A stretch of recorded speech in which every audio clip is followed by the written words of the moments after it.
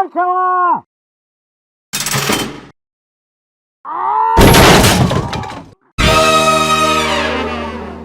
What's up, everybody out there at YouTube land?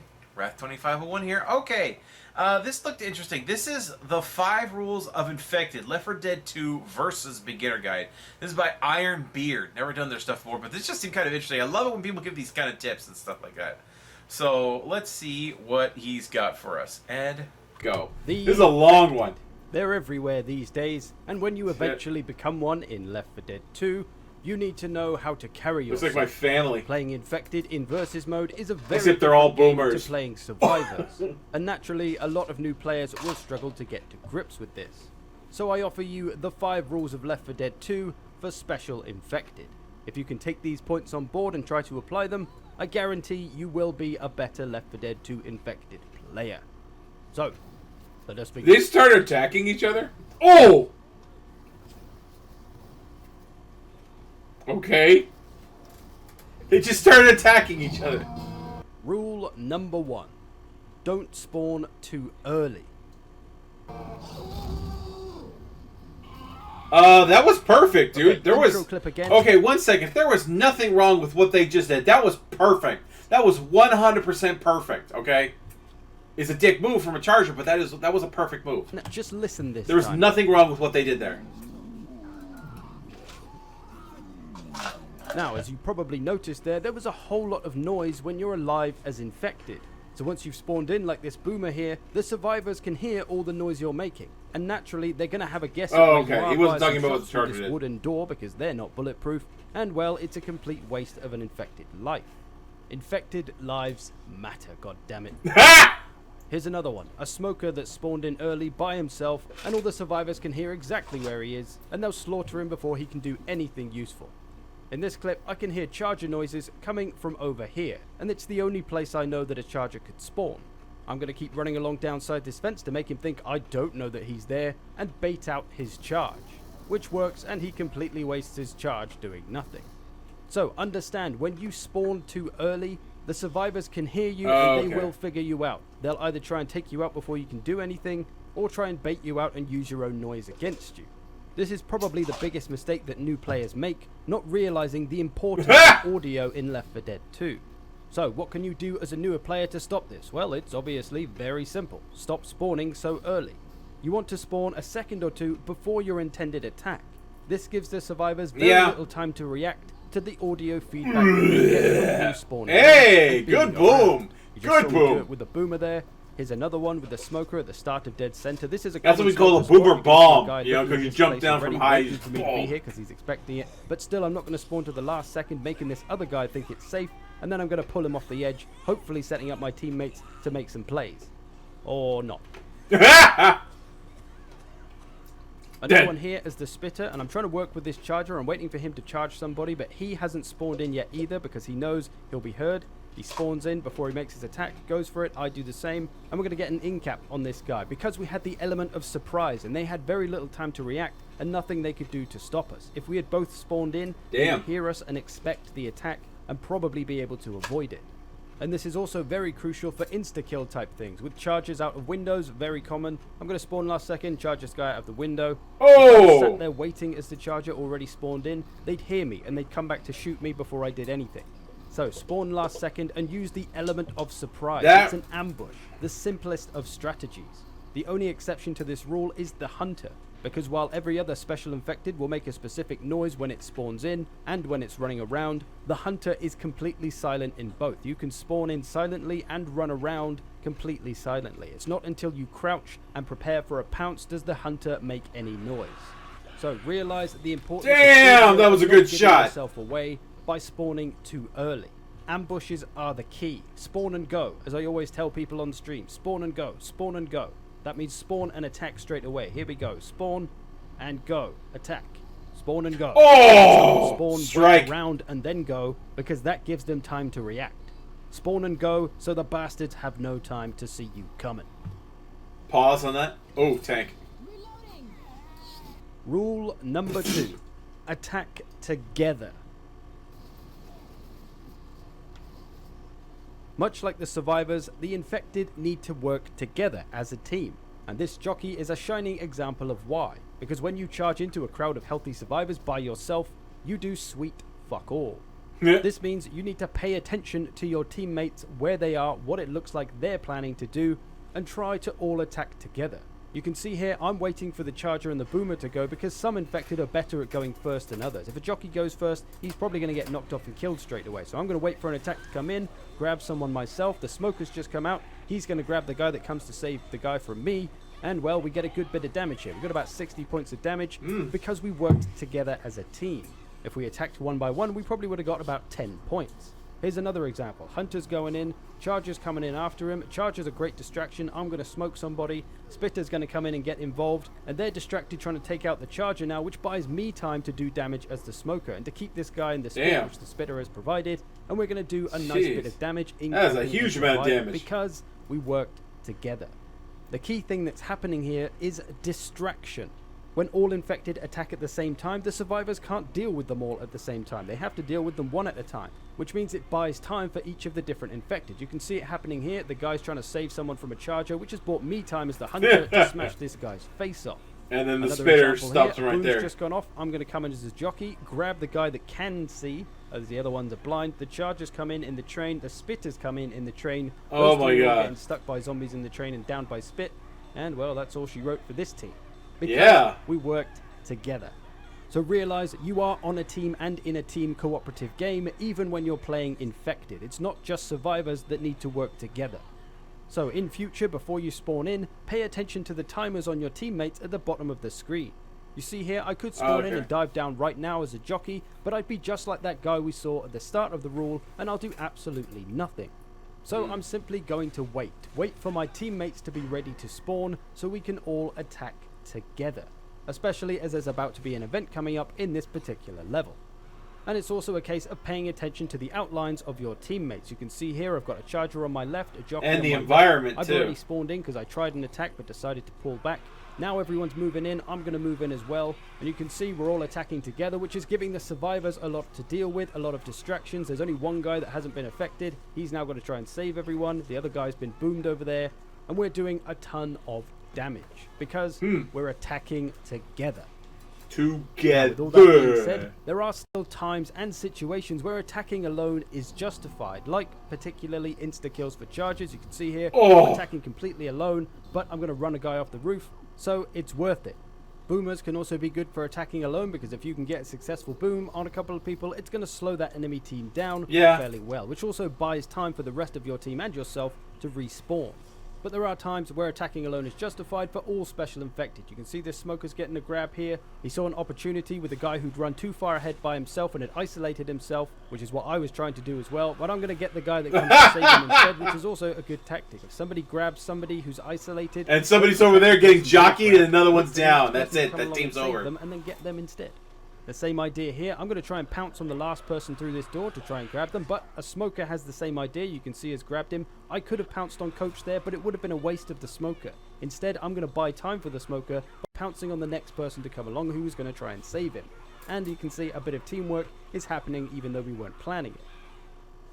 So while attacking together is the main strategy to aim for, there are times and situations where it's okay to attack alone. Just use some common sense. So, attack together is rule number 2. And honestly, these first 2 rules, don't spawn too early and attack together. If you can follow these rules and apply them, this will make you a much better infected player, even if you don't watch the rest of this video. Those 2 alone is what I'm always telling people. Spawn and go and attack together. Okay, so that's that can make a big the meat and potatoes of it. Rule number 3. Prey on the isolated. Oh, well, that's, free food. Once in a while when playing survivors, you'll end up with a chucklehead on your team that likes to run off ahead of everyone else, or sometimes one that falls too far behind and Zero likes to go off ahead. Isolate themselves, opening them up to be grabbed by special infected. And as the rest of the team isn't nearby, they'll take a bunch of damage, which they'll probably blame their teammates for. Yeah. These are in fact our favourite kind of people as infected because they give us easy opportunities. When someone falls behind like this poor fella here, they're going to get grabbed and they're going to get a lot of damage done because their teammates aren't protecting Dude, them. he's getting So mulched. keep an eye out for those slowpokes or those who have just run off by themselves, even if only for a few seconds. That can be enough of an opportunity. Yeah, Like sure. here. I've noticed that this guy has run on ahead downstairs by himself, and the rest of Oh the team is distracted by this my. jockey, which means I smell an opportunity to prey on the isolated. So this guy is running off ahead. I'm going to hide behind this pillar and pull him behind it so his friends Come can here. easily save him from up on that balcony, and I shall proceed to slap his face off. And because his teammates aren't nearby, because he isolated himself, he's going to get downed before they can save him. Another example here is a jockey. I failed my initial attack, but I'm still lingering around waiting for an opportunity, and I get one. This Nick player here is facing towards me and hasn't realized that the rest of his team has run away from him. So I'm going to try and grab him, successfully Oh. grab him, and then take him for a walk to have a chat about his performance. This isolation allowed me a chance to get damage on him and to pull the rest of his team back to come and damn. save him, buying time for us infected. Sometimes, though, survivors I'm don't here to want talk to you about isolate your car's themselves, extended so warranty. we have to encourage them. Forcefully, usually, which means dragging them into areas where the rest of the survivors can't save them. These kind of death drops on all the maps, where once you drop down you can't get back up for the survivors. These are the perfect opportune places to try and grab survivors and isolate them. That's kind of so a dick you want to move. try and pay attention and learn where these places are on each map, and also learn which special infected are good for grabbing people in these situations. This jockey here is going to be a shining example. This is the second map on Last Stand at the Watchtower. This is a good place. I know people can't get back up once they drop down here, so I'm going to wait for whoever the last man is and try and grab him. So we're just waiting patiently for an opportunity, not spawning too early, of course. One guy's coming down. I think he's going to drop down, but he waits You for his gotta teammate, hunt so them. he's a good The- teammate. He's waiting. However, he's made a fatal flaw here by standing so close to the edge, because I know that there's a little bit of knockback when you jump on somebody as the infected, which knocks back other survivors. So if I aim for Bill, which I do, it's going to give me that knockback and knock Francis down, meaning this poor little dolphin is going to be isolated and alone in this point where the survivors can't get back up to save him. I've created isolation by using a part of the map. These are some of Damn. those times that you can justify attacking alone. And then the thing just goes and bleh, just barfs on And him. one small tip for tracking down the isolated, when you're in the spawn phase, if you press the action button, which I think by default is E, I have it bound to F, but I think it's E E. normally. If you press that button while you're in the spawn phase, you'll be able to cycle through the different survivors and choose which one you want to spawn on. This can be incredibly useful for getting near Which those one you wanna be a isolated people butthole to. quickly. As you'll see here, I'm just about to respawn and I notice that there's a runner in the distance. A yellow health Rochelle is trying to get away. I'm going to cycle through the survivors, spawn on Rochelle, and teach her a lesson about needlessly abandoning her team. And that is rule number 3. When somebody falls behind or runs too far ahead or runs a different way to everybody else or runs off to look somewhere by themselves, get them. Rule number 4. Okay. Use resources. Oh, you mean the environment? Now, when I say resources, I'm not talking about the same resources that the survivors have, like Molotovs, medkits, and pipe bombs, but in fact environmental resources that the infected have. Useful parts of the map or things within the map that can be taken advantage of by the infected to harm those goddamn survivors. The biggest one to try and take advantage of is insta-kill spots, mostly performed by chargers, but jockeys and smokers can make things happen too. Yeah. These are specific points on the map, some of which are very obvious, some are a little bit more hidden, like this one. You don't necessarily realize that you could be charged off the roof here. But if you get the right angle, Damn. it's bye-bye Oh, survival. shit. These are going to be the type of thing that you'll learn over time as you see people do them, Holy or as crap. you accidentally do them. Oh, yourself. When I God. say some are more obvious, like this one out the window.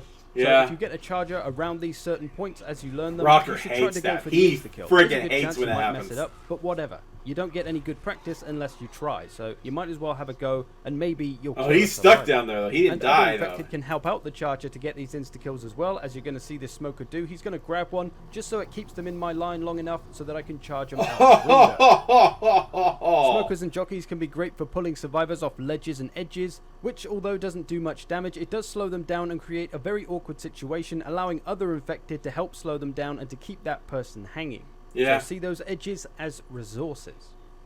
Another environmental resource to take advantage Cars. of is car alarms. Smokers are the best at pulling survivors into this, but a whole bunch of infected can set them off. This will of course bring a horde, which is going to help to slow the survivors down or maybe do some damage to help take them out. If you can't make a survivor reach the car though, you can always try and make them shoot it by simply dancing around it like a maniac and bait them into shooting. Yeah. Or for boomers, And then they get stand pit. next They to get alarmed cars, chewed out if by you the rest get of their blown up, team. you will set off the car alarm, provided the survivors are near enough to it. Also, Oh. those death drops, like we mentioned earlier, places where the survivors can drop down but can't get back up, those are a resource to be used because the survivors will either not be able to get back up at all or they'll take some time to get back up. Either way, using these parts of the map translates to damage. And these, just like insta-kills for charges, are what you should go for when you get certain infected in certain areas. When you get a smoker on this part of No Mercy, go for that death drop spot, because sometimes they will result in the death of a survivor. Ah. Edgy, angry little girls in their underwear is also a resource to be... Oh. I can't say that. I can't No. say that. Yeah. Witches are another resource. To Yeah, take advantage yeah, you of, gotta because if reward let that, the dude. Survivors crown them and instantly kill them. It's a big waste. So like this smoker here, pull them into her if you need to, or simply dance around her and try to make some dopey survivor shoot her, which will make her, of course, go mental, chase Dumbass. after them, and then you can all dive in to try and add to the carnage. Also, if she's slightly aggroed by a nearby survivor, if you run up as any infected and give her a quick slap, she'll instantly go off and go nutso, chasing down whoever the nearest survivor was. Really? If you see Oh, a that's witch, good it's to often know. a good idea for everyone to save their infected lives and all attack together when the witch goes off.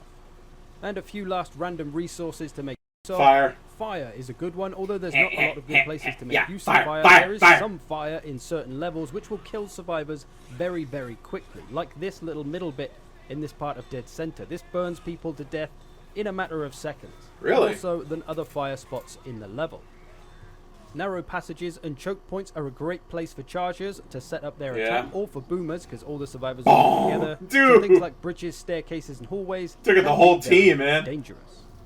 Small type places are also great for spitters. If you get all the survivors in one little tiny room of some kind, spit in there and it's going to be all kinds of carnage, especially if there's zombies in there as well, slowing them down. Spitters can very often end the round if they get a good spit in this kind of situation. Yeah. And the last resource, which I'm not going to talk about too much because I did intend to put a whole rule on the tank in this video, but I decided it's a bit too much for one little point. So I'm going to make a separate video on how to play the tank properly. Oh, Because it is a okay. Have to resource look that up you that use one. Of course, can end rounds very well if used correctly. If used incorrectly, then well, this happens. When that video's up, I'll link it at the end of this video. Rule number 5. Buy time. Oof. Whoa! So, as you may have learned from my 5 rules for survivors in versus mode video, time is very Yeah, I'll get to the important survivors for too. the infected. The longer we can keep the survivors in the level by slowing them down, the more respawns we can get and potentially the more damage we can do. This all really begins with boomers. Boomers are the most important special infected because they can really slow an enemy team down, buying time for all the other infected Boomer to bomb. respawn and come and do damage. Booms will of course spawn hordes, which even if it only gets one person can slow the team down, which is a good buying of time. Without any booms through a level, it's very easy for teams to just run through a level without really being stopped by anything and blitzing through the level in a short amount of time. So realize when you get control of that chunky barf bag, you wield a lot of power in your Chunky. hands. You are the main infected that can really slow down the survivor team.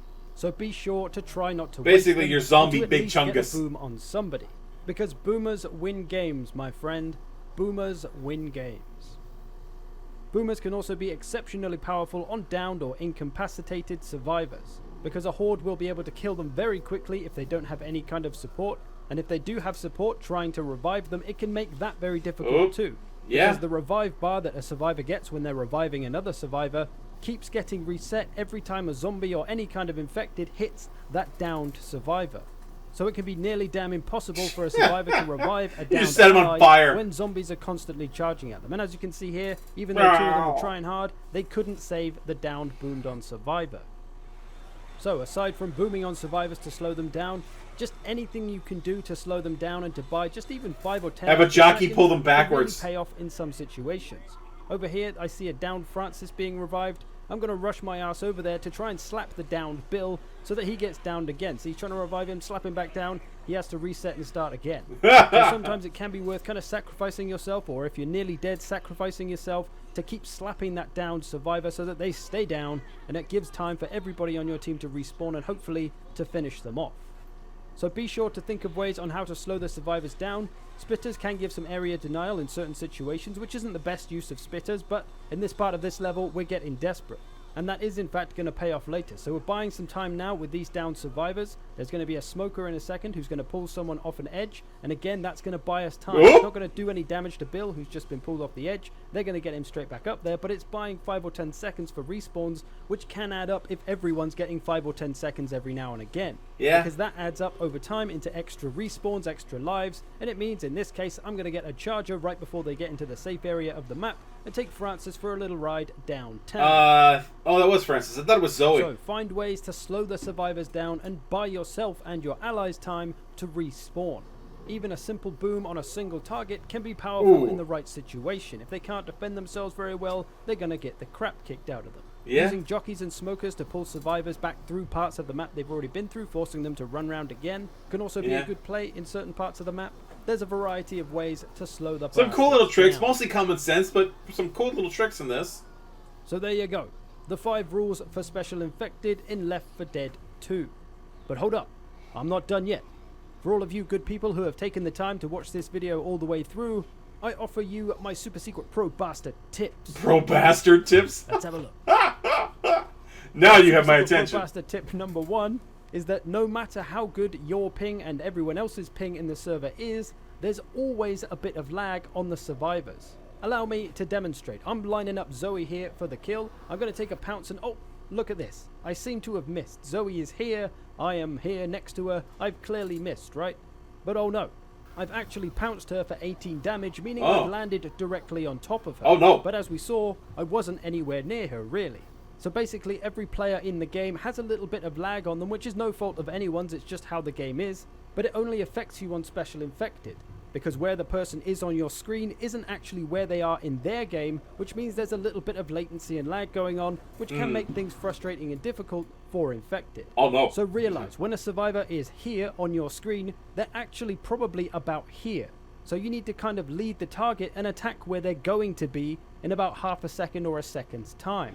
If you've ever tried to attack a survivor and you feel like you've gone straight through them, this is why. Because they're not really there where Oh, that has happened to me a lot. Here's another example on a Bill I think is going to keep running in a straight line. So I tried to line him up, and as you can see, it looks like I've completely missed, right? But hell no, he's actually 2 or 3 feet ahead of where he really is appearing on my screen.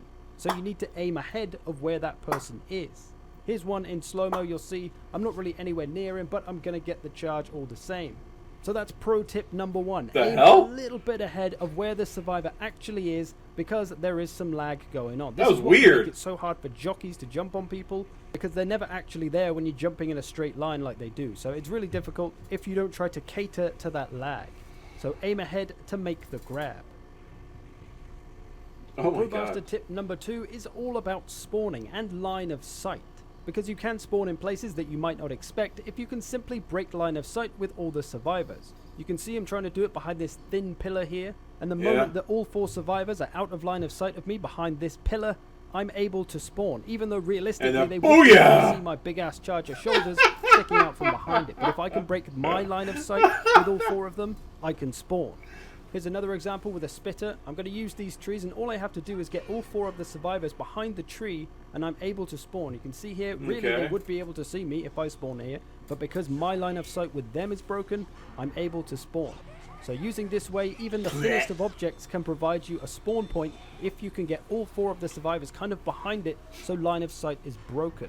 This can even be done with like a lamp post or something. Doesn't really matter how thin it is, as long as you can get all 4 survivors hidden behind it from your view at the same time, you'll be able to spawn. Ooh. And my final super secret pro bastard tip honestly isn't much of a secret, it's just a basic game feature, but a lot of new players don't seem to know you can do this. Once you've spawned, or if you spawn somewhere you don't like behind the survivors, if you run backwards through the level and get some distance from the survivors, you'll be able to respawn. As you can see, you'll be met with this message: too far from survivors. It's F key for me to Reset respawn, but for your most people spawn. it might be E, but if you press that, you'll be able to respawn. It doesn't give you new health and refill your health or reset your ability, but it does allow you to respawn, meaning you're not just constantly running behind the survivors trying to wait for a good opportunity. Good to know. So there you actually go. Oh, The yeah. 5 rules Dude, of that's Left 4 Dead brutal. 2 for Special Infected, with a few extra cheeky tips as well. Thanks for watching. I hope you've enjoyed this. Like I said, I'll be doing... Yeah, this destroys friendships. And there's Tank. Wow. Dude, he's got a lot to say about just the tank, dude. He got more to say about the tank than he does about all of the other Special Infected combined. Anyway, so there you go. 5 rules of Infected, Left 4 Dead 2. Hope you guys enjoyed that. I did. Ironbeard, boom, subscription from me. Recommend you guys click on the link to the original down in the description. Get down to his channel.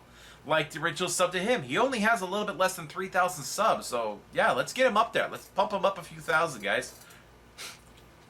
Because that was good. That was some good shit right there. Good tips. Good tips. Pretty funny. I mean, what he was trying to say about the witch is like, oh. Anyway, so I will see you guys next time. Tune in every day for new content. Bye-bye.